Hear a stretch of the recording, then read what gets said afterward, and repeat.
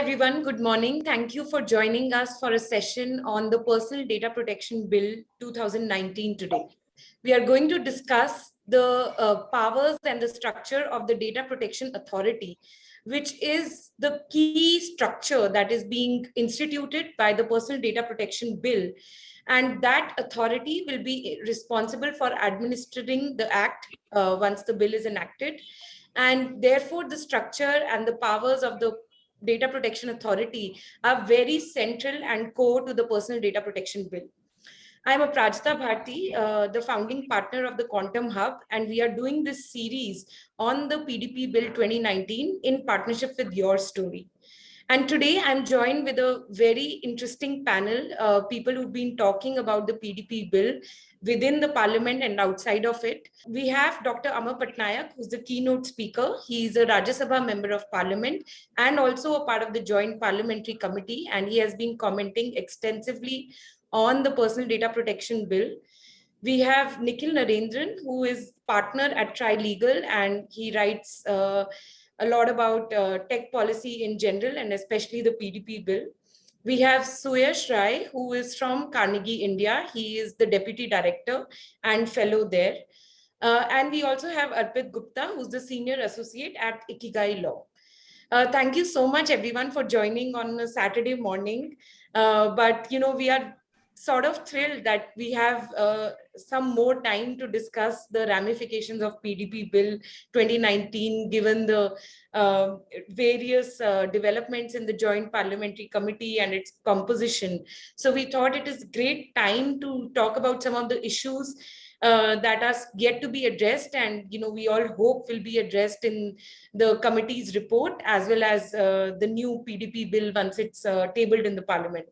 So Dr. Patnaik, since you have the ear to the ground the most, I wanted to first come to you, whether, the JPC, whatever you can obviously share, has had any concerns about how the DPA is conceptualized in the PDP Bill 2019 as of now, especially given that it has wide-ranging powers, and many people have in fact commented that maybe too much power to craft subordinate legislation, make rules, issue guidelines and codes has been given to the DPA without adequate checks and balances. So any thoughts and comments on that, Dr. Patnaik?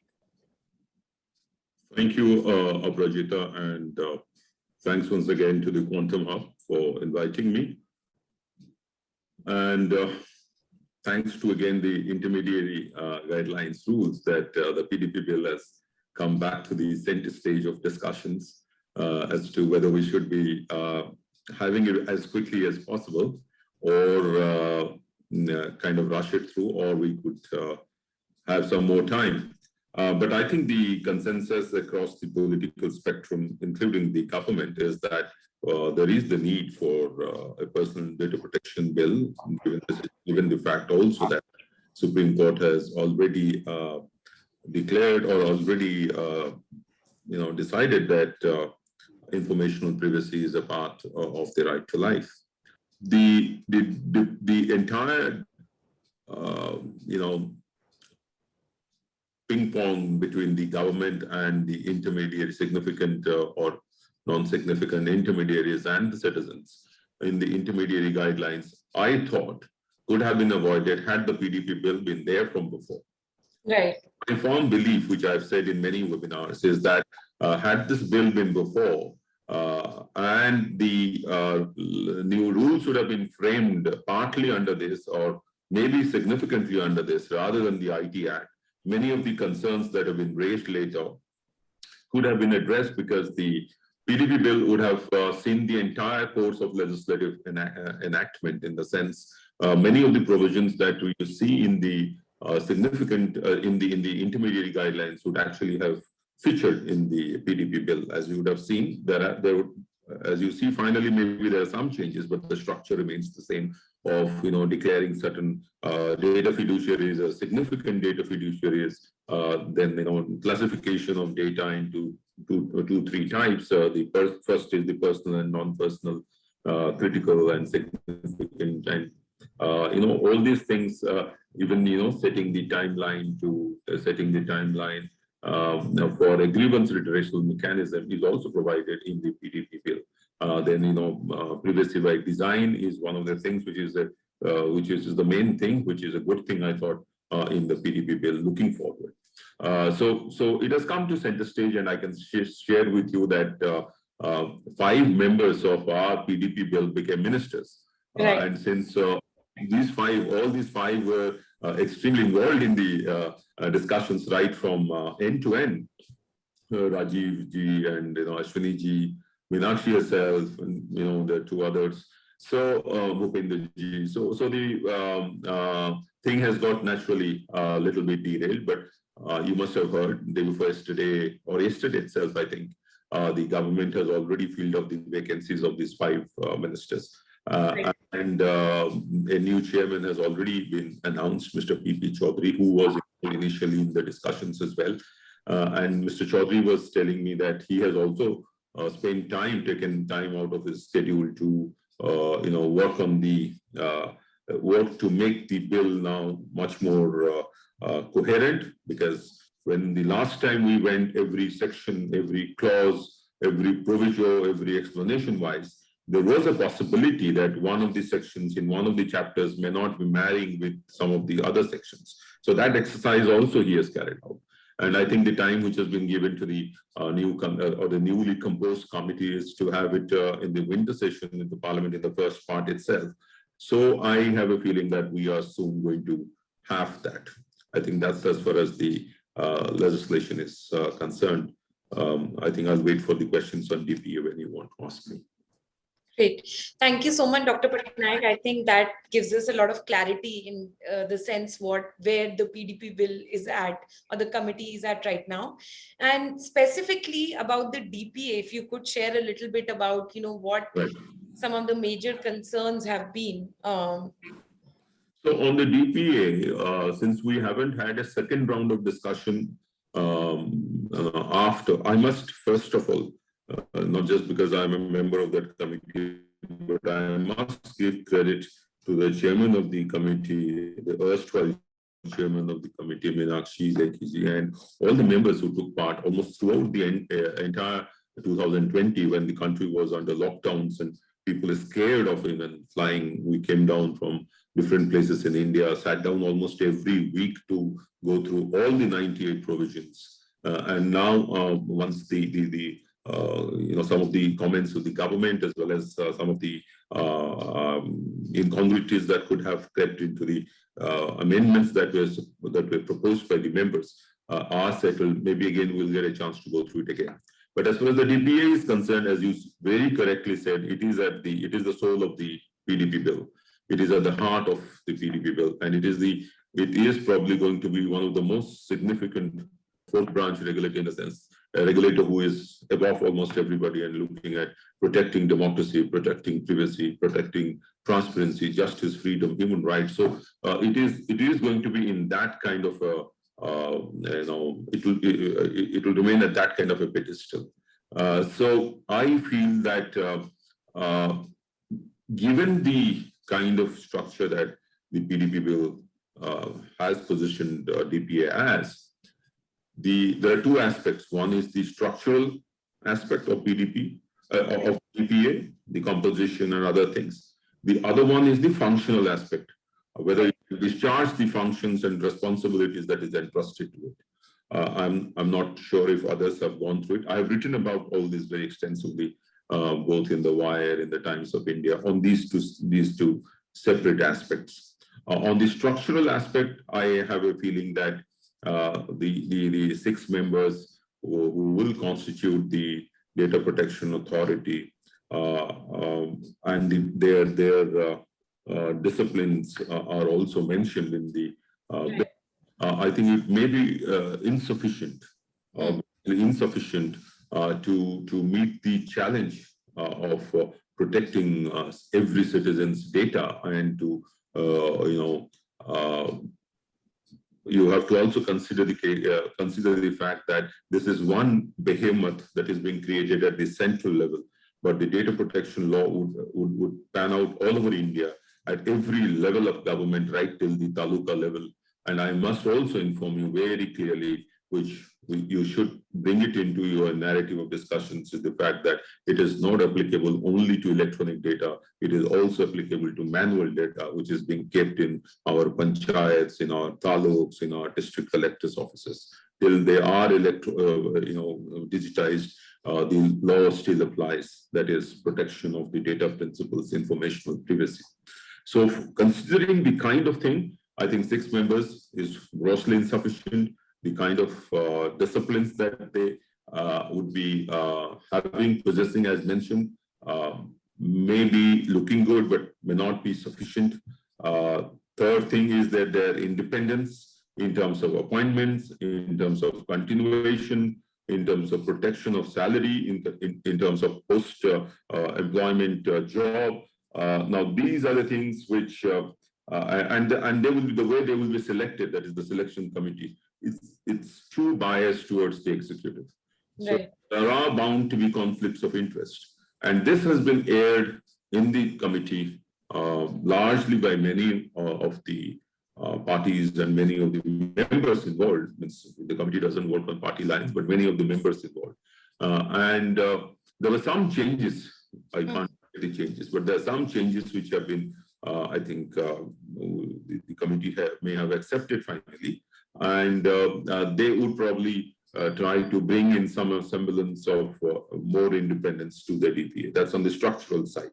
On the functional side, I think that the challenge is even more because we all know that technology goes faster than the regulations. No regulation can catch up with the way the technology moves. And therefore, the committee with this kind of an expertise, with no technical members mandatorily required to be in there, but they can always go up, but they're not mandatory requirement. And even if they were, I think the technological backbone to monitor such kind of a huge transfer of data in a country like India between any set of data principles and any set of data fiduciaries across various sectors, I think is a monumental task, which I think would require Herculean efforts by the DPA. Even if its composition were to increase from 6 to 12, still it would be a huge task. Therefore, building the technical competence, the functional competence of the DPA would be the primary thing. As you said again, they have been given in the bill the responsibility of making the regulations. They have given the job of making the code of practice. They are also to see the data breaches. The way the code has been structured, that if there is a data breach and the data fiduciary reports it to the DPA and the DPA is satisfied that the breach is not going to cause significant harm to the data principle, then it would end there. But the way I think the bill is finally going to come is that the data principle, earlier the data principle need not have been informed, but we are saying the data principle has to be informed. Data principle has to be given assurance that he has not been harmed. Yeah. And to assess the harm that is going to be caused to the data principle over a period of, let's say, 3 days, over a period of 10 days, over a period of 1 month, it's very difficult to assess, even for extremely brilliant minds. So the DPA will have that as a problem. And most important, that we have the separate sectoral regulators like the TRAI, like the Competition Commission of India for antitrust activities. We have several others, the Insurance Regulatory Authority. We have the RBI for the financial sector, SEBI. All these are there. Rule 56, I think Section 56 says that, they will sign MOUs and all that. But who would be binding? Who would be binding? I think, even if it is mentioned in the, we are probably going to suggest that it should be the DPA's ruling will be binding on the other regulators, but I think it will be finally decided in the court of law, just like the IBC is getting settled in the Supreme Court, that it will be overriding, which will have overriding effect over other acts. So that is one, that will be one stress area for this sector that one can see right from before. So these are the two And the last thing, what we have seen is, which I have written about, and I think not many people are speaking about it, but I think that would be the biggest test of the independence of DPA, which is, I was belonging to the CAG's organization, the Comptroller Auditor General, constitutional functionary. And since it's a constitutional functionary, it is independent. No one can take away the CAG. It's a part of the constitution. Just as the Finance Commission is, the UPSC is.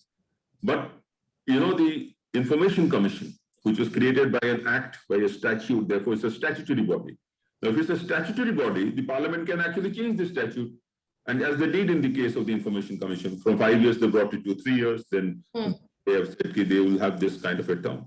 So unless there is a constitutional entrenchment, which can only happen by way of a constitutional amendment, just as it has happened in case of the local third tier of government, right? That is the 73rd and the 74th Amendment, or in the GST, it's a constitutional amendment.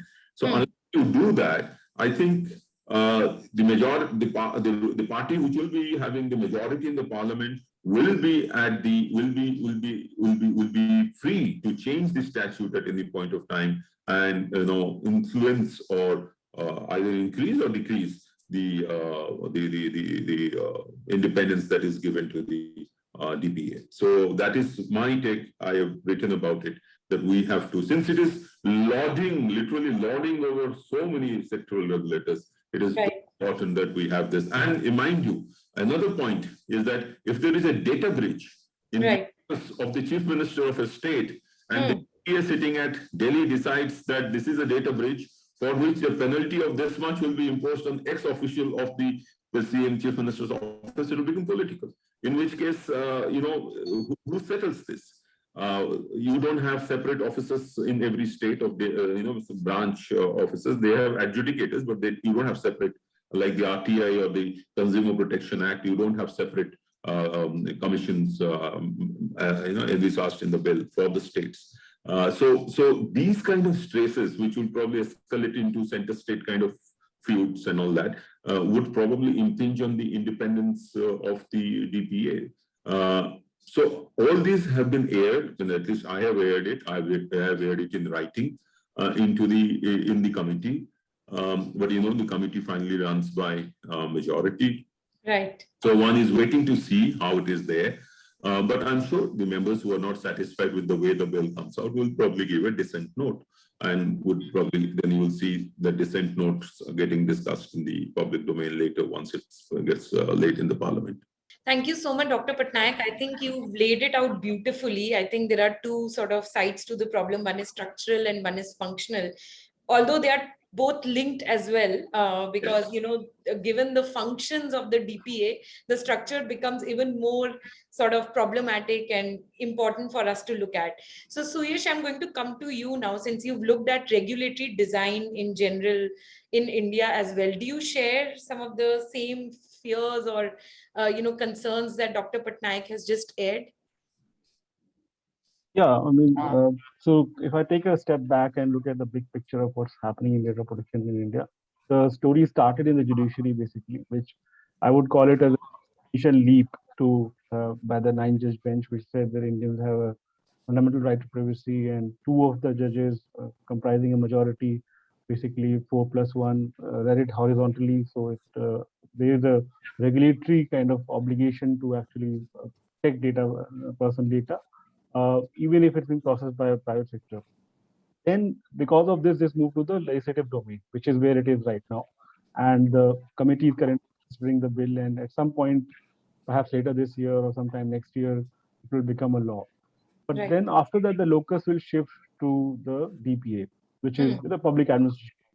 And public administration specifically in the context of a regulatory authority, which will have the power to make regulations, monitor compliance, and punish people who violate the law and the regulations. So it is, regulatory authorities are like mini states. They are very powerful. They make the law, they monitor compliance, they can punish. They can't send you to jail. They can even pursue the in court, that kind of a process. But they can certainly put penalties upon you. When I look at the design of the Data Protection Authority in the law, it's even more powerful than many other regulators in India, because many important interpretational questions of the law have been left to the Data Protection Authority. For example, setting the boundary of the law itself. Personal data protection is the remit of this law, and personal data is something which is anonymized. Right. And what is the standard of anonymization? It will be set by the Data Protection Authority. Similarly, there are some processing that are allowed for without consent, and those rounds of processing, they are also being regulated by the Data Protection Authority. So it's setting the boundaries. It is going to regulate the interactions between data principals and data fiduciaries, because the entire notice and consent process and all those things are being regulated by the Data Protection Authority. Third, it's also going to regulate the systems inside the data fiduciaries and data processors. So privacy by design and all are coming under that. It will categorize some data fiduciaries, different data fiduciaries on whom additional obligations are going to be there. So the law is just a very broad framework, and within that, there's a lot more lawmaking, quote unquote, that is required to be done by the Data Protection Authority. Once it's done that, it has to develop a supervisory strategy, how to supervise, how to monitor whether the compliance is happening. And the typical approach in regulators is that you make the regulation and then you have an army of supervisors who will go out and inspect or monitor and call for information and see what's going on. That approach is a non-starter in this context, in large parts of the data protection context in India, because it's such a vast field, covers all sectors of the economy, and it's the smallest firms to the largest firms, and it's an ever-growing, infinite field, right? Every time I use personal data in some way, it gets processed and somebody is accessing it. It's not something you can put a boundary on and say this is banking or this is insurance. So it's a very unique form of regulation, and you have to develop its own supervisory capacity approach. Now, so I see the powers, but when I look at the provisions on independence and accountability, I worry a little bit. So, for example, whether it's appointment of the board of the authority, it's very much, as Dr. Patnaik said, led by the executive. The kind of protection, the right that there should have been some judicial role in the appointment process. And I think 2018 Sri Krishna committee report did have some. Yeah. So then on removal also, I mean, it's basically said that the central government will basically set a process for removal of the member, which is actually not adequate. For example, if you look at the competition law, the law itself actually prescribes some minimum conditions based on which the member can be removed. There are some good things, like, for example, you've got a 5-year term for appointment, and it's just 1 5-year term. It's not 3+2, which is one way in which independence is infringed upon, that if you are a good boy, you will get two more years. So that's not there here. And plus, second term is not possible. It's only 1 term. But overall, on appointment, removal, financial independence is also, I mean, something it needs to be designed. It's a complex thing because regulators do tend to build empires. We have seen that in India. Right. Some regulators have built empires of thousands of crores of rupees they've collected. In RBI, there's a deposit protection fund, not deposit protection, the depositor awareness fund, which is now more than 40,000 crore rupees sitting, and it's hardly even 1% of that is spent in a year or something like that. So they do build empires, and you need to be very careful about it. So we need to find a balance between letting them build empires and actually starving them of funds, and by that process, the ministry gets to have a say in what the Data Protection Authority does, because certain degree of independence is important for an authority like this from the executive. Then, I mean, the biggest infringement about this independence is the fact that the government can issue binding orders. And it's something that exists in most Indian laws. RBI Act also has the same kind of provision where our government can give an order to RBI and RBI has to follow it. Similarly, it's a broader issue of political economy where whether we are at a stage where we are happy to accept independence of public authorities of this type. I don't think we are, but I think we should move towards that to some extent. Independence and accountability are yin and yang. They have to go together, but if you don't have one, the other also doesn't make much sense. So, because the authority can always say, hey, I got it wrong, but why didn't you give me an order to do right? Because you have that. So there are many such issues in the independence front. Or similarly on the accountability front also. I mean, there's not enough obligation to release information, to the rules on annual reports, for example, the rules on transparency are almost absent from the bill. So it seems to me, and if you read this along with the government's power to exempt its own processing, and it's a very broad power given in the bill, then it seems like it's not a independent and accountable expert body which will do this, but it will more like an authority which may eventually become an extension of the executive, basically. It Definitely. is possible. There's a risk of that happening. But since the law is still being made, it's possible to maybe correct some of it now Right. in the drafting of the bill. And we have good examples, right? We have some sections, like I talked about Competition Act and how it has a better provision on removal of members. Airport Economic Regulatory Authority Act has better provision on transparency and regulation making process. It mandates consultation. So we've got some pieces right here and there, and it's possible to use precedents, because in India we need precedents to be able to justify something. Right. It's just we are conservative that way. So, but we can have that and can say, okay, we've done these things right. Can we put them all together? This it will still not be all the way, but it will be quite a big progress. And even when the law is made, if there are kind of some good practices followed, for example, the central government will have to lay down rules for many of these things. If those rules are standardized and transparent, put in public domain, it will be easier for people to figure out what are the rules that govern the process of appointment, removal, and so Right. on and so forth. So Right. all that is very important. And I mean, then there are. Sorry, I'm going to stop you a little bit here. We'll come to how, what are the other regulatory designs that we can look at, and maybe beyond India as well.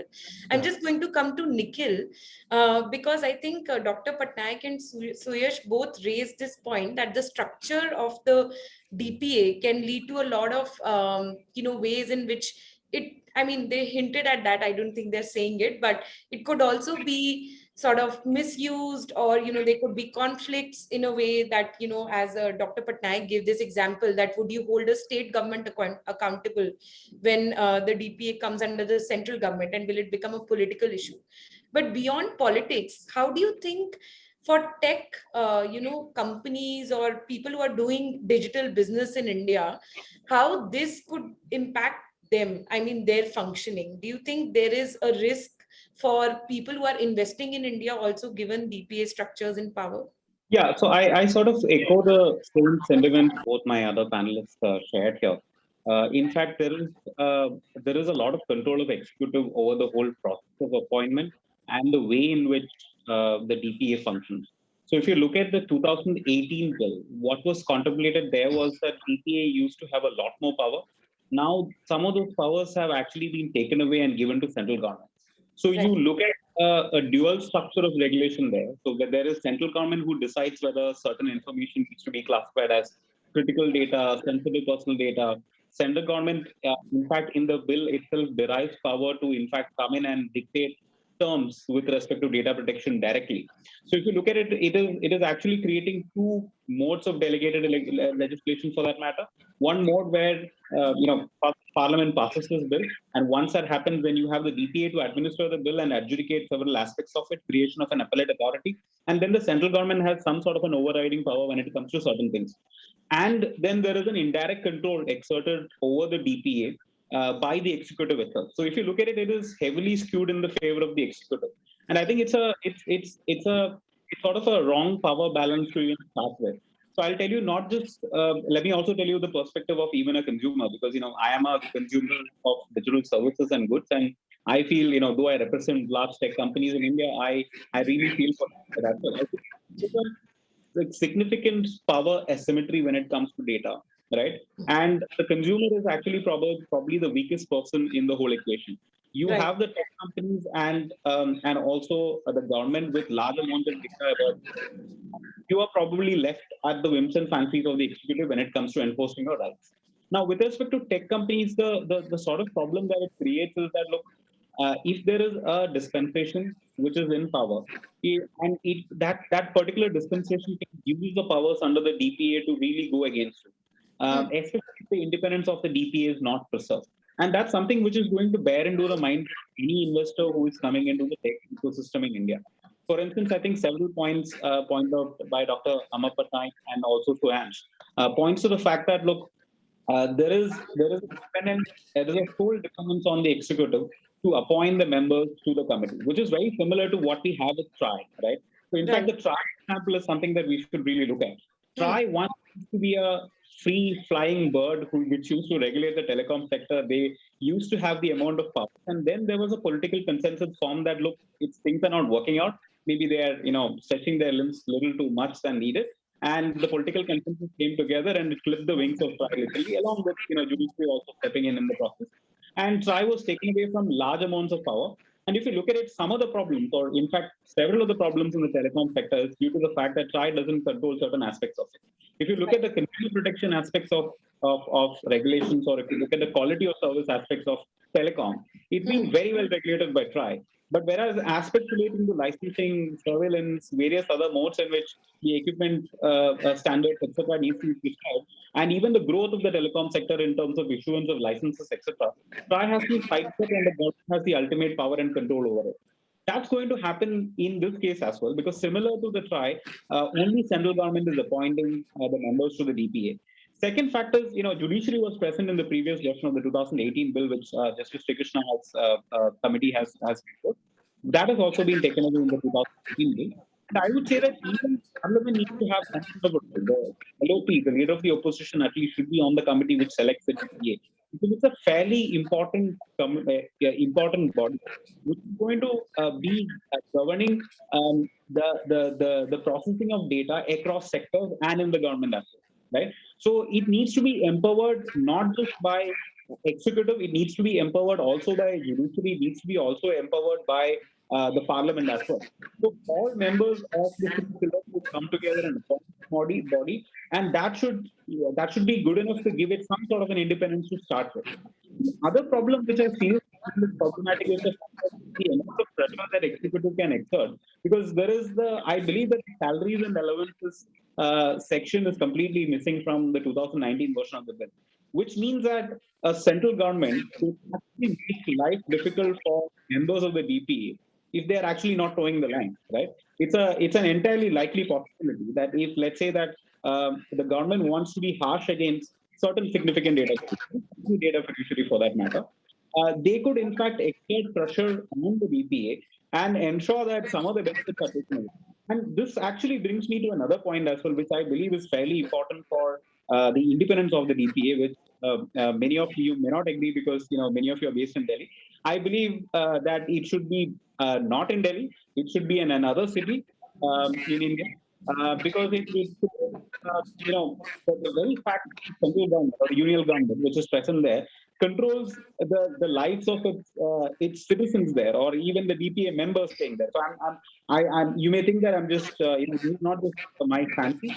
This has happened during several times during the time of India's independence, where there has been excessive pressure put by the executive on other members of independent bodies, whether it's the judiciary, just because of the fact that they actually control a lot of aspects of their life and their functioning, etc., by creating hurdles.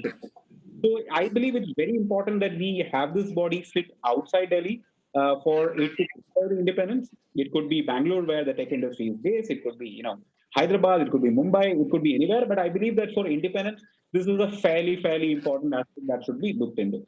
The other aspect that I believe, which is very important for the independence of the DPA per se, is also I believe we have a cooling off period right now, a 2-year cooling off period, which I believe is a very good thing. I don't think it's strong enough. So I believe that it should be even more stronger to ensure that the sort of pressure that several data fiduciaries or even the government influence, the DPA, should be further strengthened to ensure that we have a more independent functioning DPA to serve the needs of the people. So just one aspect before I conclude, Apradita, is that look, when we are looking at DPA as a body, right, it is definitely part of the executive in one sense in the way that Bill imagines right now, though it is not saying that out in several years. I think that presumption needs to go. And I believe that, look, central government can have certain powers to step in and dictate certain things, but I think the list is too long, right? We don't want that to happen, and the central then it's truly not independent. Then the whole sector itself could be entirely dependent on the executive to govern.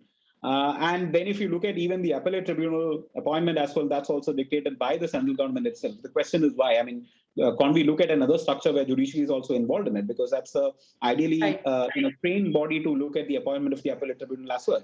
So we should remove some of these aspects which grants central government the power to overstep the DPA, and also give some more power to the judiciary itself to step in and determine in the ways in which the determination of disputes that arises with respect to any of the adjudication done by the DPA adjudicating officers are also done by members who are appointed by the judiciary. Great. Thank you so much, Nikhil. And by the way, I do not have a problem DPA being outside Delhi, even though I'm from Delhi. This is the second time I'm hearing somebody say that in fact, I don't remember who said it, but I remember reading or somebody saying that in a panel discussion, that in fact, RBI could become independent to an extent because, it was in Mumbai, or even IRDA for that matter, based out of Hyderabad, was a good institutional design. I thought it wouldn't matter in a digital world, but clearly, as you said, it might. Arpit, I'm going to come to you. Sorry for the long wait. If you could talk a little bit about the functions of the DPA. I think in terms of structure, I feel like everybody is in agreement on the panel that, it's too tilted in the hands of the executive. And as Nikhil said that, I mean, we saw also, right? I mean, government and companies are also clashing. I guess it's okay to say that, Twitter and Mr. Ravi Shankar Prasad were almost clashing about 2 months back. So in a situation like that, having DPA so tilted in favor of executive can be something problematic. But Arpit, I want to come to you specifically around functions, especially as Nikhil said, defining sensitive personal data, critical personal data, having those powers with you, shared with the central government. How do you think that can impact businesses in India? I mean, does it impact ease of doing business or generally functioning in the country? Sure. Thanks, Aparajita. So 2-3 things that I wish to highlight here. One is that first, I feel that there has to be some clarity about what is the intention of having the Data Protection Authority, because the Data Protection Authority has been given both policy making and adjudicatory powers. Now, I know there have been instances in India, for example, SEBI is an example, where you have the SEBI making policies for the capital markets and also implementing the adjudicatory side of things. But there has also been like a lot of criticism with respect to the SEBI, because it does indicate a bit of a conflict of interest, right? You can't have one officer who was making the policy deciding on a specific case the next day. And this does tend to happen because in SEBI, for instance, you have chief general managers or deputy managers being part-time adjudicating officers. So that's one aspect I want to touch on.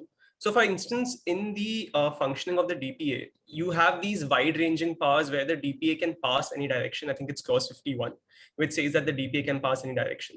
Then the DPA can also entertain complaints by appointing an inquiry officer who would then submit a report to the DPA, and then the DPA can decide on that. And then you also have the parallel process of adjudicating officers. Even though complaints to the adjudicating officer would come from the DPA, there is a provision where for compensation, data principals can directly approach the AO as well. So now you have these two parallel adjudicatory processes, right? One, you have this inquiry officer process going on. The second is this adjudicatory officer process going on. And I believe that this could be harmful in terms of, for example, there are instances where people do motivated litigation or where people find motivated complaints. And just to harass a particular kind of data fiduciary, it's possible that you may have someone initiating both these processes together. So that's one issue I thought it's worth looking into. And also to clarify as to how the DPA is intending to go about this. So for example, the skill set required for policy making and adjudicatory functions can also differ a lot. Let's say something as small as maybe collection of evidence, especially in case of data related cases, can require a certain kind of skill set. For example, you may have someone who comes from a forensic background who can do that evidence collection process better than, let's say, an inquiry officer, which the DPA may decide to appoint. And another parallel to look at is how the enforcement directorate functions under the PMLA and the FEMA. So you have the Department of Revenue and the Department of Economic Affairs, which are the respective policy-making bodies for the PMLA and the FEMA. But the entire investigation, prosecution, adjudicatory part is done by the Enforcement Directorate. So that kind of a distinction, I feel, makes a lot of sense in terms of ensuring that policy making is what the DPA handles. And then you see the composition also, which is suggested for the DPA in the PDP bill, may make more sense. For example, if there is going to be a 6-member body, and I agree with Suyash that there will be delegated legislation in the future which will say that they will have the power to appoint employees. It may give a structure of what this hierarchy of employees could look like. For example, SEBI has some hundreds of employees and managers, different levels, who all of whom look into they have departments looking into different aspects.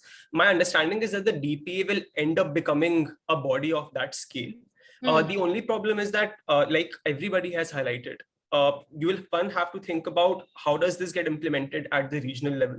Do you appoint state level DPAs, which will be there? Do you have zonal officers, which will be there? And second, again, it comes down to adjudication, because for adjudicating officers, the central government has the power to decide jurisdiction as well. So there maybe does make some sense that for, let's say, each state or each district, you may have an adjudicating officer to whom data principals can go ahead and make complaints. So that's one area where I felt that the ease of doing business could be impacted. The other bit, and maybe I'm being the devil's advocate here, but the other bit is that if you were to look at regional level issues also, then there's the problem of parallel decisions coming in. So first, the DPA is doing policy making in the form of codes of practice, regulations. And this is also a little strange because for codes of practice, there is some kind of provision built in for holding consultations or for industry associations and other stakeholders having the right to submit like a code of practice to the DPA, which they can adopt. But the same kind of consultation has not been extended to regulations, which are passed under Clause 94. So that's one other issue as well. The other bit that I wanted to highlight was that with respect to this regulatory power of the DPA. Now you have the DPA passing directions under Clause 51, and you have the inquiry officer proceedings under Clause 54. Then you have adjudicating officers also passing orders separately. So there can be a conflict between these orders. Interestingly, you can go to an appellate tribunal against Clause 54 orders and the adjudicating officer orders, but you can't go to the appellate tribunal for Clause 51 directions. And also, this problem has again been dealt with in the context of the SEBI and the SAT as well. I think there was a Supreme Court judgment very recently where the Supreme Court said that for policy-based orders of the SEBI, you can't approach the SAT because that's not an adjudicatory order, which makes complete sense. It's very understandable. But then the point is that there are these gaps or there are these powers of the DPA against which probably the only form of appeal could either be you going to a High Court or Supreme Court under its jurisdiction. And we know how that always pans out, right? Because anyway, the High Court and Supreme Court are doing so much under its jurisdiction. And now data protection will just be another added sector on that front as well. Similarly, on the policy making side, I do agree that the executive obviously has wide-ranging powers. I also tried doing a little bit of thinking about what's the alternative here. For instance, the rules and regulations, even by precedent under most acts, are subject to parliamentary scrutiny by way of laying them before the parliament, and then members have the right to object to it. I think there's usually a 30-day period, if I'm not wrong, within which objections can be raised, and if there are no objections, then the rules are deemed to be passed. So is that kind of oversight enough?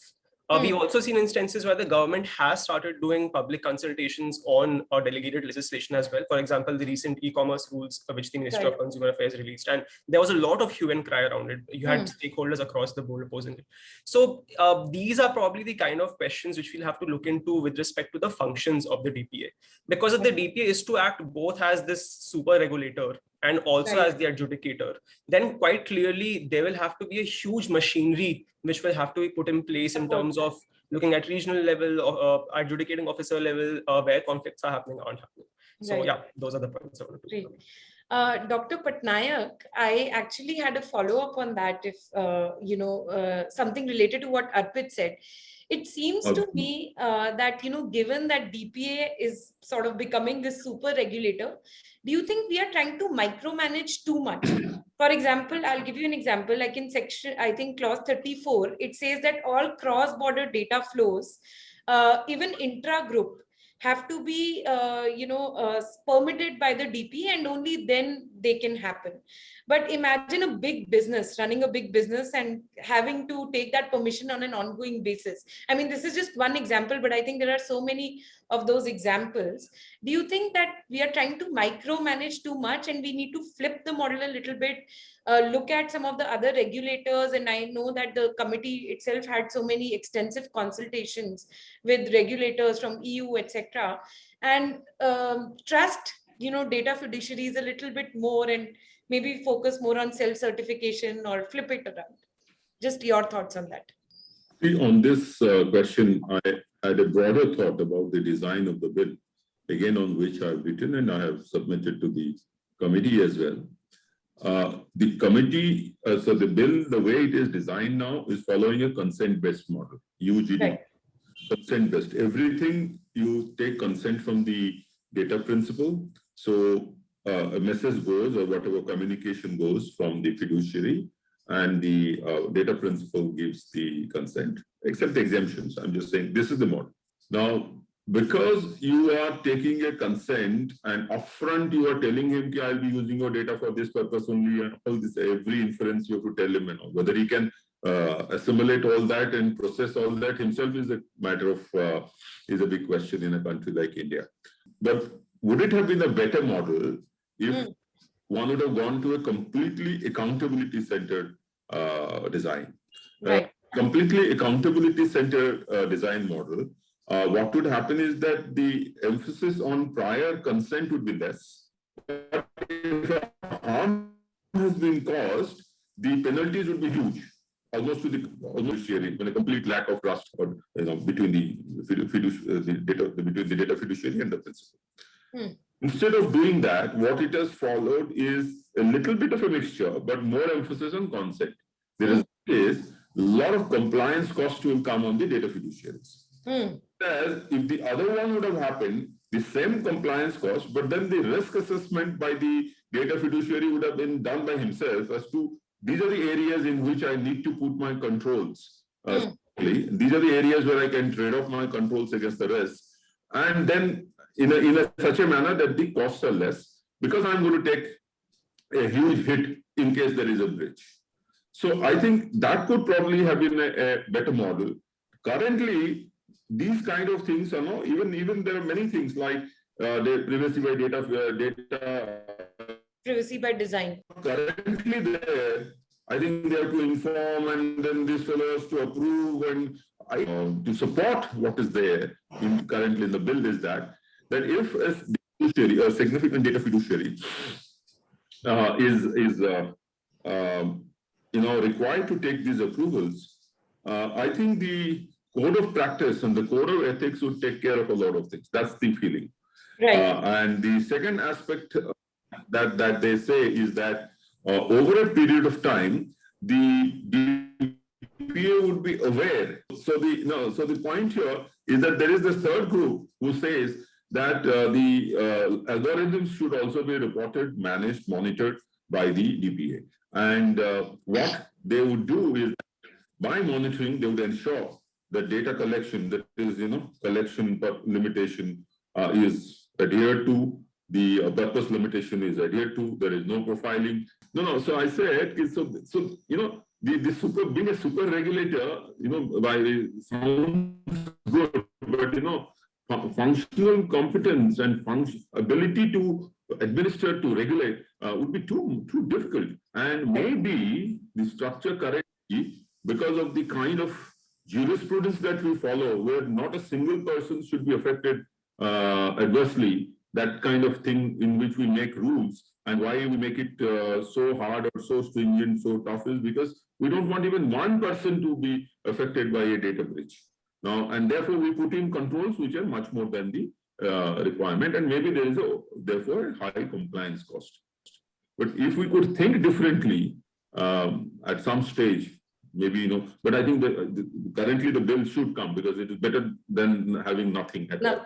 And then the DPA should grow and all the changes should start taking place. For example, I'll tell you a very simple example. The central government, if you see, the central government will appoint a data protection authority. I had suggested the amendment over there, why should the central government appoint it? You say there shall be a data protection authority. Right. So the power, it takes away the power of the central government. It says that there shall be, it's a requirement of the parliament. It is not a requirement of the executive. Central government, right? So many such things will have to happen over a period of time. But currently, since it is replicating the EU GDPR consent-based model, and consent-based model always will create problems of high compliance cost due to little bit of over-regulation, and more so in a country like India, where the courts are there to protect even a single individual's data breach that takes place maybe in a panchayat also, as more important because it's a fundamental right now. So right to Right. life.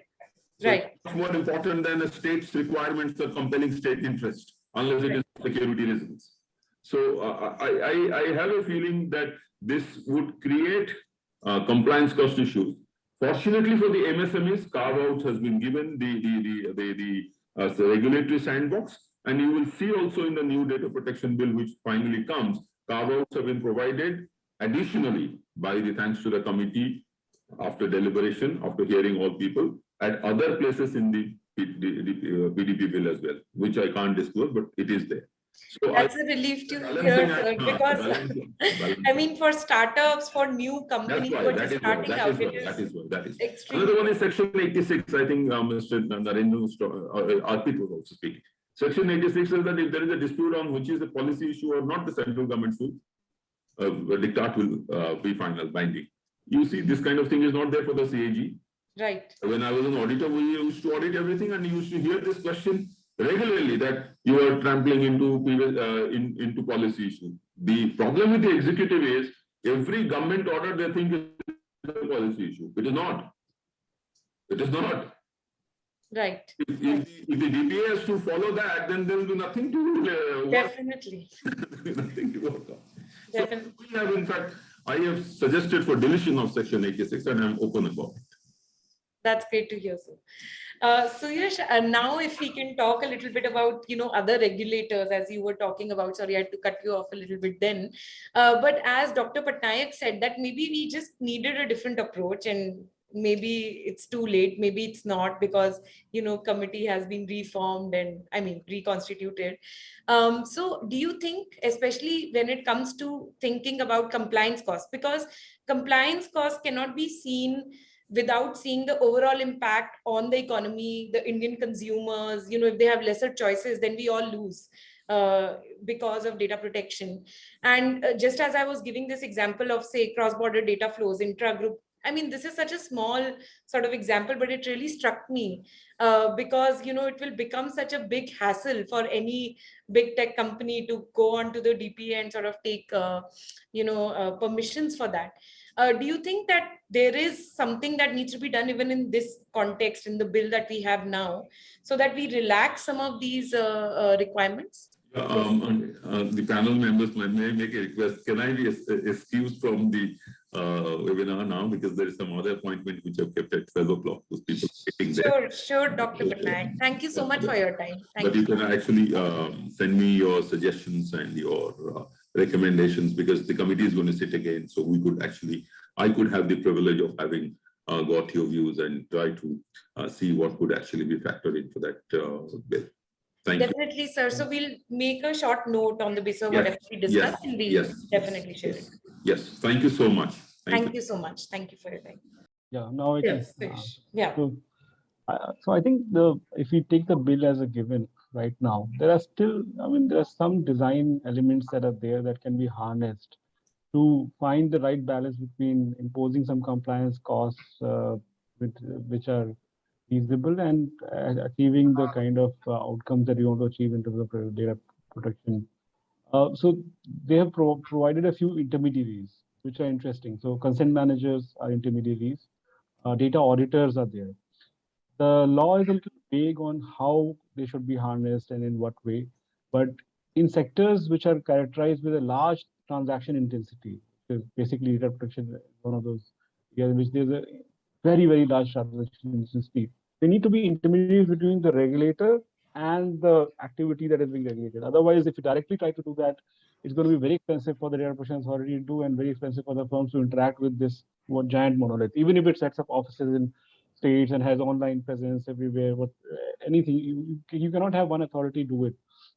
So my view is that this complexity needs to be harnessed to some extent to a design which takes seriously these intermediaries. So, for example, data auditors. Data auditors function is only, I mean, in a limited way defined here, but they can over time evolve into people who basically limit the information symmetry about the kind of algorithms that are being used, the kind of data production systems that are in place in different data fiduciaries, so that people can choose better. Consent managers can evolve into a business model in which I mean, my cognitive load is reduced. My preferences are once in a while encoded and then implemented automatically over a period of time. It will take some time to evolve, but it can develop into that, and it can then become a low-cost model because the typical consent notice and consent process, if we actually start taking it very seriously, we don't take it seriously, but we just sign yes. But if we take it seriously, it's very expensive for all of us, and we need to create a much more high trust ecosystem in which this can happen. And high trust is the path to low compliance cost, by the way. If there's low trust, then there will be more compliance burden and there will be more compliance cost. So the idea is to create a high trust environment in which data principals feel comfortable and the DPA feels comfortable, the parliament and the government and judiciary feel comfortable that more or less things are going fine. There are some exceptions and they will be weeded out quickly, like a marketplace that lots of sellers are allowed to sell, and then when somebody does a fraud, weed it out quickly. Otherwise, you'll not trust the marketplace. Similarly, something similar is required here. And those elements of design like data fiduciary, data auditors, consent managers need to be harnessed much more. That's one. Second is like for the code of practices, it's supposed to be a consultative open process. It's kind of co-regulation or self-regulation, depending on how it's implemented. That needs to be properly designed, and we need to think more carefully about genuine participation and consultation and discussion, not the kind of for the heck of it that often regulators do, just performative, that we did a legitimize our prior conceptions. And I've been a part of some of those where the conclusion is already there. You just want to legitimize it through consultation. So you ignore the counter views, but only those that support your views are put forth that say, hey, 10, 20 other people said it. So this is an opportunity because it's going to be very difficult for DPA to do this.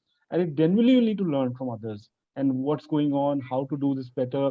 Technology is changing very rapidly. So we need to learn better ways to do transparency, consultation, to develop codes of practices together with the industry. The DPA need to work closely with them. So that's another element which is there already in the bill. I'm assuming that most of the bill will remain the same. If it changes, it's great.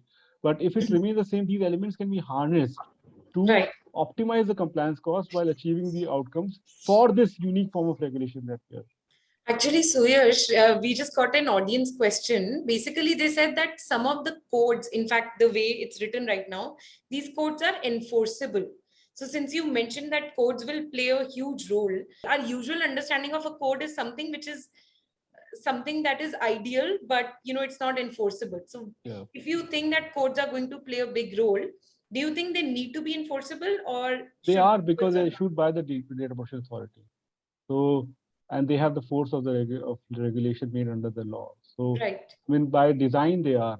And there's a slight conceptual confusion between regulation and code of practice, as Arpit also mentioned. But if we go beyond that, code of practice for all practical purposes is a regulation. Okay. And do you think that's okay to be there in DPA, the BDP bill? See, I think it's better than having only regulations. So at least that's the place in which by design there's consultation, co-regulation, self-regulation possibilities are there, even though it will have a enforceability. It's a good way to at least get regulations made in a more consultative and open manner. I'm assuming the bill is going to remain more or less the same. Then, I mean, I'm just trying to find which elements of the bill can be harnessed to create high quality, optimal compliance cost kind of regulations. And these are the elements I think which can be harnessed. And other stuff we've already discussed. There are many problems, but these are some things that can be. Code of practices, if they're not enforceable, then the alternative is what? That the industry will issue code of practices and DPA will make its own regulations. And by definition, the latter will actually override the former. It will have no meaning.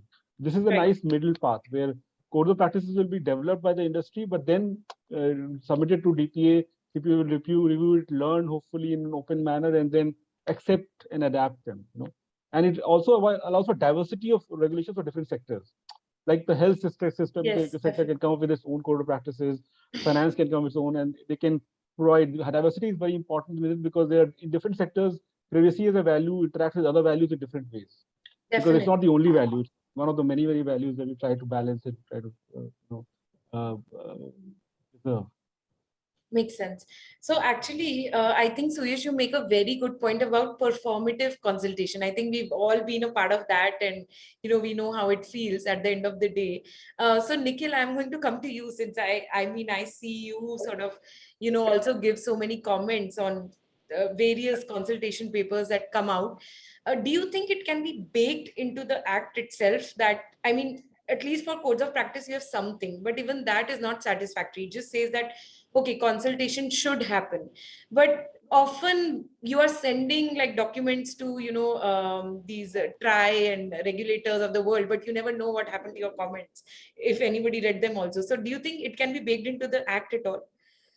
I think some of the aspects can be baked into the act. So, so I think we cannot obviously get too prescriptive when it comes to consultation process itself, because there is also a danger, right, when if we try to do that, being over prescriptive. But I think consultation is a very valid point, and in fact, one of the real beauty of the whole process that we have had so far is the fact that we had a committee, we had a white paper, we had one version of the bill, a committee report came out, one version of the bill, the second version of the bill.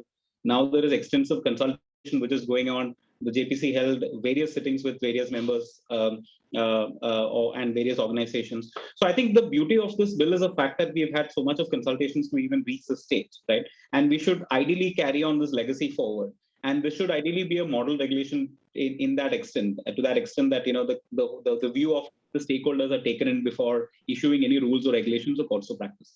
The danger in the bill, that the way I see is, look, it says that, look, COPs can be issued by way of consultation, but the rules and regulations, there is absolutely no way of consultation. So if you look at it, the way in which the consultation itself could happen is going to be issued by way of a rule, on which there is no opportunity for us to comment, which is, it sounds funny that there is actually a provision like that which says that we will issue COPs, we will issue rules, but we won't consult you on that. We'll only consult you on COPs.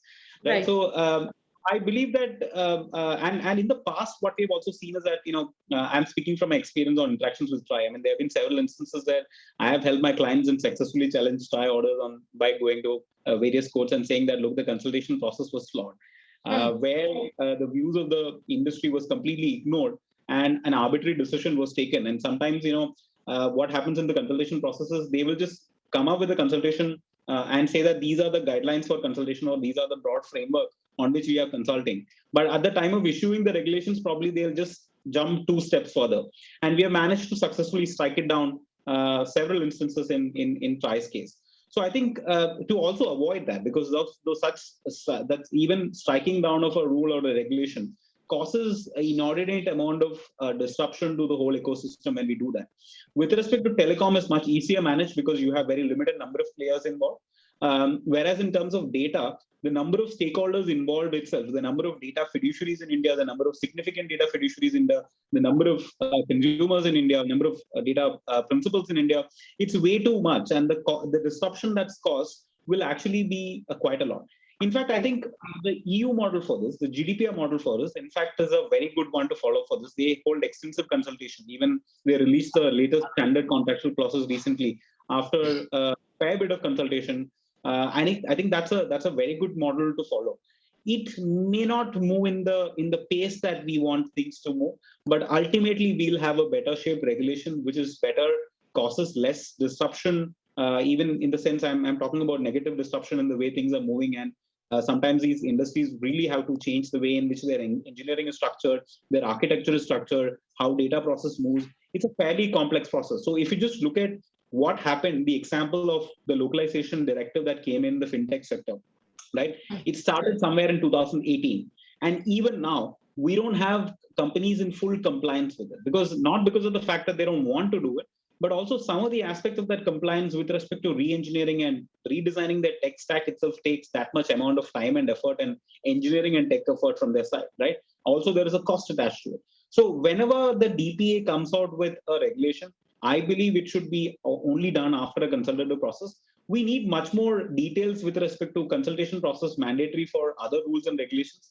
Maybe we can, I don't know if it makes sense to exclude maybe I would like to hear Swansh on it, should exclude certain aspects relating to the administrative functions of the DPA outside that process, or should that also be forming part of a consultative process? Because there are some very important pertinent questions with respect to the independence that may come, or the way in which they operate, which may have an impact on the whole ecosystem that may come. So I believe that probably most of these rules and regulations should also come under the purview of consultation process, if at all issued by the DPA. Right. Actually, Arpit, there's a question which has come from the audience, which is sort of related to it, that if the PDP bill passes as is, and this much power is sort of devolved to the DPA itself to constitute rules, and there is obviously tilt towards the executive, etc. Do you think the act itself can be challenged in the court on this basis, that too much power has been devolved, and ideally it sort of can, I mean, if you want to ensure the right to privacy, you need that check and balance of the parliament. I don't know, I'm not a lawyer, so I would leave that to you to answer. Sure, I think that's a tough question in all fairness. I mean, one would obviously have to test the powers given to the DP against, the various kind of provisions that have been put in place through different judgments. For example, one question which also I wanted to raise was that could the DPA qualify as a tribunal? So for example, in SEBI's context, there is this argument that SEBI itself is not a tribunal because the larger function is policy making and not adjudicatory. But at the same time, it does perform adjudicatory function. So therefore, would the tests laid down by the Supreme Court, for example, the Supreme Court has said that any tribunal should have a good number of members from a judicial background, and the chairperson should be who's a retired High Court or Supreme Court judge. Now, you don't see that in the PDP bill right now, but then someone could say that the DPA is not a tribunal. So therefore, is that requirement even applying to them or not? So those kind of aspects, I think, definitely could be susceptible to a challenge. Of course, it depends on how the court would look at the entire situation. One other point which I also wanted to raise was that I think the government has also, when it comes to delegated legislation, which is, when you have rules and regulations being put in place, the idea behind that is also because there is this belief that the parliamentary process in the country takes a lot of time, because the session happens 3 times in a year, and then we've always seen that the session doesn't always happen in the most effective manner. So therefore, you have delegated legislation to make sure that the entire process does not stop. But at the same time, there's also the question if delegated legislation itself is subject to sufficient scrutiny. So if the alternative, for example, was that every time, let's say, some of the issues on which the DPA makes regulations, on which the central government makes rules, should be brought by way of an amendment to the PDP bill, as opposed to being brought through delegated legislation, then I feel even there are certain harms, right? Like, for example, in the context of Companies Act and IBC, we've seen that ordinances are passed by the government because the industry is asking for such quick change. The government also doesn't have time to wait for the parliament session to convene and then a bill to be introduced and then the bill to be passed. So while I do agree with Nikhil's point that the need for consultation is definitely there. And while I understand that, there are like laws on which thousands of consultations are submitted, and then you wonder what happens to those consultations. For example, even in the JPC consultation, there was a problem that not enough civil society representatives were heard. So these kind of gaps would probably be there because there is a practical limitation to the process as well. But to the extent possible, even if it's, let's say, even if it's for the sake of appearance, I think it is important to build in these measures, because that assurance has to be given to the public at large and to different stakeholders in any ecosystem that the law has been subject to enough scrutiny and enough opportunity has been given to receive comments from the public. After that, obviously, at the end of the day, it's the government's decision, right? Like, for example, we've seen on issues like surveillance, it's very difficult to, while I know like stakeholders across the board have argued that clause 35 in the PDP bill is problematic. And it's possible that the government may or may not change it because surveillance is a very sensitive issue for any government in this world. Right. So those are the kind of issues where governments don't really budge easily. But at the same time, perhaps then as stakeholders, our job is to continue pushing in different ways possible. I think Section 66 of the IT Act is a very good example. You had Shreya Singhal coming out saying it's unconstitutional, police still implementing, then different Supreme Court cases. And finally, now the MHA has issued a directive to the police forces. It's possible it may still continue on the ground, but maybe these kind of policy interventions do make that difference. So, yeah. Thank you, Arpit. There is another question that has come in, which I don't know the particulars about, but it says that the bill requires the DPA to report all violations to the Government of India, even if the violations are minor and do not severely impact the privacy and security of the data principle. Is that necessary? And this could lead to disproportionate reputational damage as well. Because people don't understand. I mean, if you say there's a data breach, like we see all these stories, right, that data got leaked from X company, Y company, even the government itself sometimes, I think it sometimes creates panic, or people don't notice it at all. I think there are two extreme reactions to this kind of news. Do you think that is something that needs to be looked at also? Arpit, Nikhil, Yeah, sure. Maybe I can go whoever, ahead, yeah. and I would love to hear from Siyash and Nikhil also. But I think on this front, see, if something has come before the DPA and the DPA is looking into it and it decides to pass an order or direction, I would say that that should definitely be made public, irrespective of what is the extent of the violation in that case. And this is not just to ensure that the public knows what is happening with respect to a certain entity in the market, but it is also useful for the other players in the market, because sometimes there is regulatory confusion over issues, which becomes clearer once you have these orders coming out. So Correct. One example I can give here is, and Nikhil also spoke about this, which is the RBI localization directive. There was a lot of confusion about what is the extent of data which has to be localized. How is a company supposed to go about implementing this? The other same example in the context of RBI is that you will often see that RBI on its website puts orders where they have penalized companies, but those press releases don't really specify what the penalty was for. So at times when even we have to advise clients, for example, if you are, let's say, a startup who wants to bring a certain product in the market and you know a certain penalty was imposed, I don't know what the penalty was for. So now I'm in a difficult spot because I can't tell a particular business that what are the kind of restrictions the RBI really looks at clearly or not.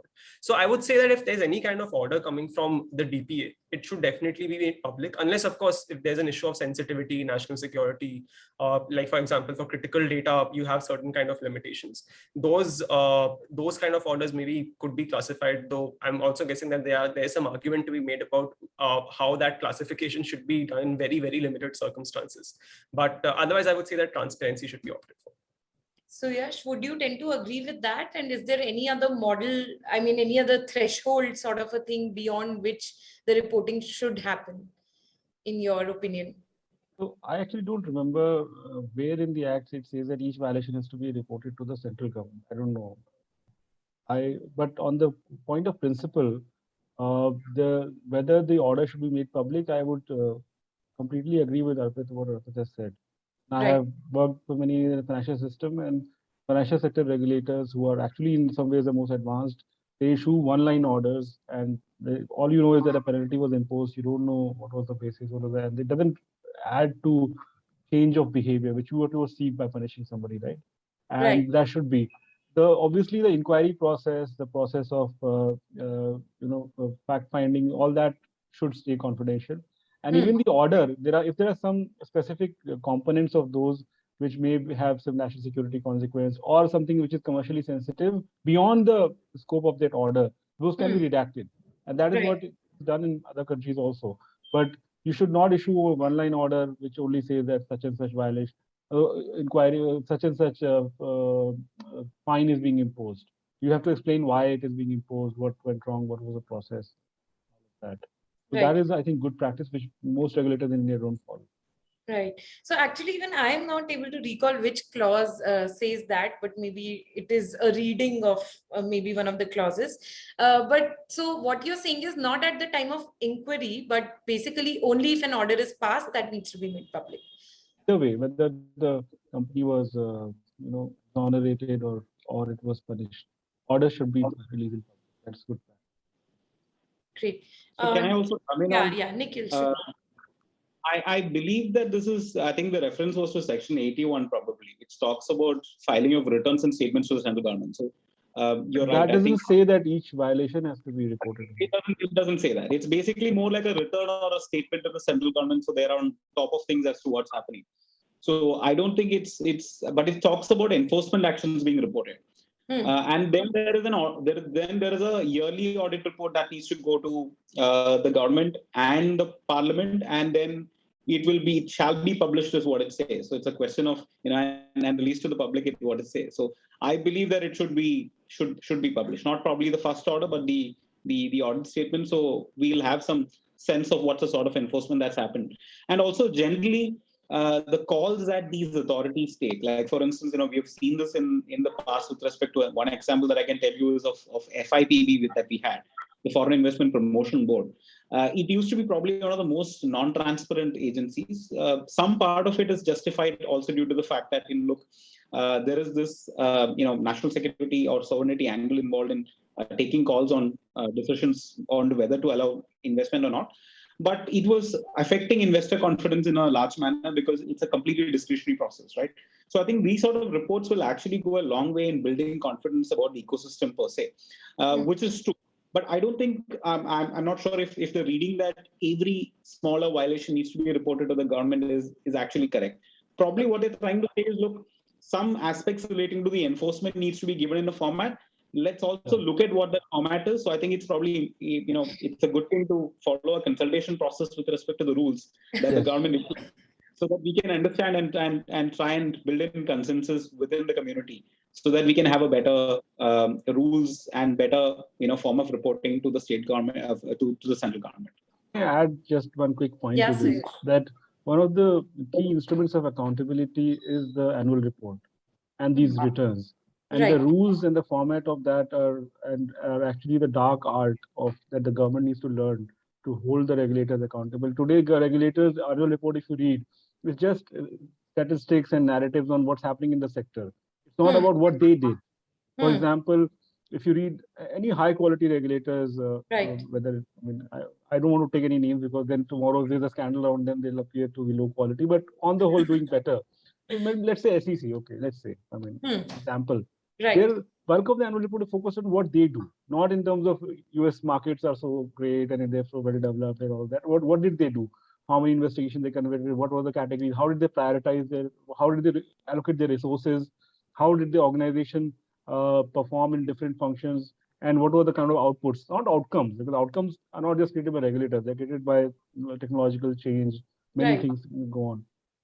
So that is a very key instrument, and I think Nikhil is absolutely right that more transparency and a more analytical transparency, not just giving overload of information, actually helping us understand how well the DPA is doing, and that's a very important thing which the central government has an instrument to do that. Great. No, I think you make a great point. Actually, I didn't really think about it. We go to try, for example, annual reports to find data on the telecom industry. Maybe that is not what, their job is. Great. Nikhil, you were saying something.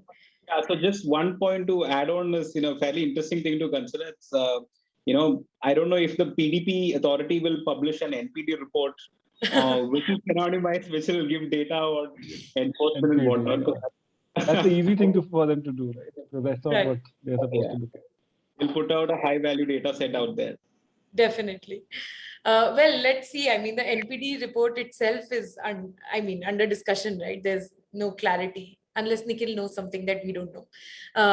But great. Thank you so much, everyone. This has been a great conversation. Does anybody have any closing remarks?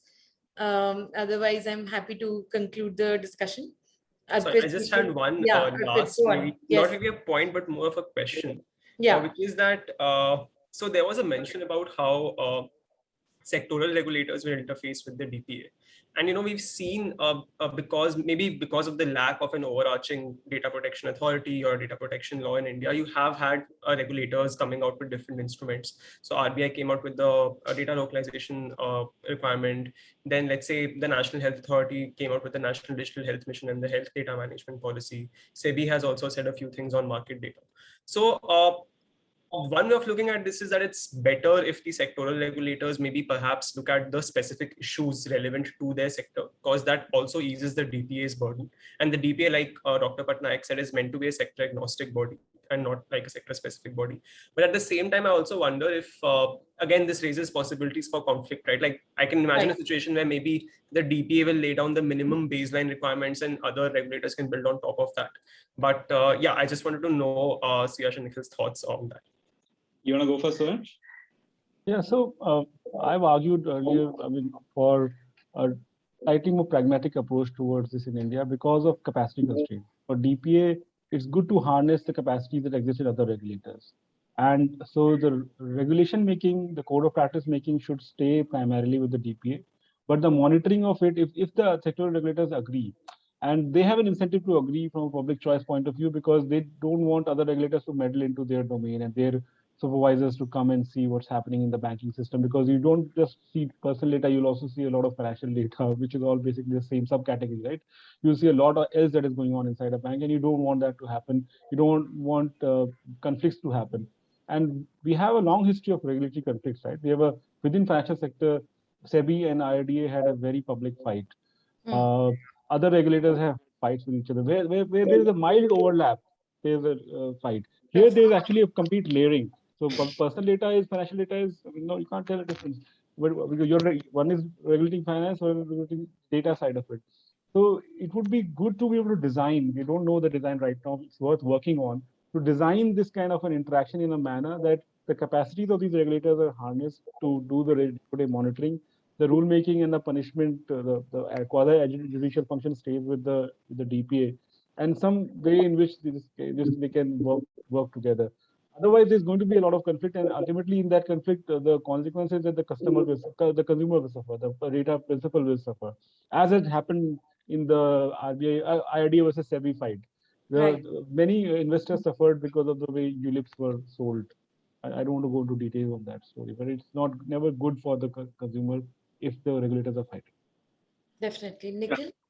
I totally agree. I mean, I agree with what Suyar said. So I think, I don't think I have much to add on to it, but I think a related point here is to also keep in mind is that, look, I think this sort of also points out to the importance of who the DPA will be, right? So I think that's probably one thing that I want to add as a closing remark as well. So we need the current composition, I personally believe, is a good composition. So I was a little upset that there was no lawyer in the 2018 bill, but now there is a lawyer, so I'm quite happy with that. They've generally talked about data science and data management and various public policy. In fact, national security is another angle which they brought in, which is probably sensible, right? So I think that composition in that sense is very important. But what's more important is also getting the right people to don the hat of the DPA, right? Who is going to be the officers of the DPA? It's purely with the executive right now. Let's assume that it's mostly it's going to remain that way. I don't see it's going to change much. So my wish list, like I said, is judiciary and parliament getting involved. Seems like impossible looking at where we are. But I think one thing that we need to probably do is to ensure that make this process as accountable as possible, even from the outside. And we are working in the ecosystem, and the media can work to ensure that, look, they are put under scrutiny, the right amount of scrutiny, whoever is coming in.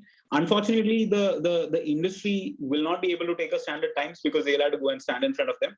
But as a lawyer, I am fairly clear that I can take a stand and scrutinize and give the right amount of comments if required. I'm sure we all could contribute and work towards that and make it a much more accountable process, at least from a citizens or ecosystem player perspective. We can probably make that happen. Great. Thank you so much, Nikhil. And I think that's also a good note to sort of end on. All is not lost. Even if the executive, does remain in charge of the DPA. I mean, the ideal would be that it doesn't. But in case that happens, as we've seen with other regulators, I think the consensus is that it needs to be clearly coded into the act that how it will consult the industry and civil society on rules, because otherwise then we risk, just being left with a black box and we don't know what's happening. And ultimately, I think it's data protection is the objective of the act, but we also cannot lose sight of the fact that every data principal is also a consumer. They are also consumer of digital services. So definitely like a balance needs to be made between the both. So thank you so much for joining this panel today. And what we will be doing next is going to just sort of everything that we discussed today, we'll sort of document it. And as Mr. Amar Patnaik already said that, you'd be happy to take it to the committee So we'll be sharing it with him as well.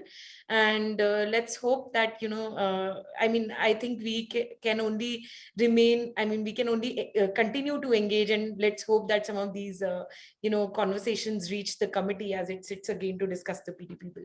Thank you so much. And thank you so much, Your Story, for letting us do this with you guys.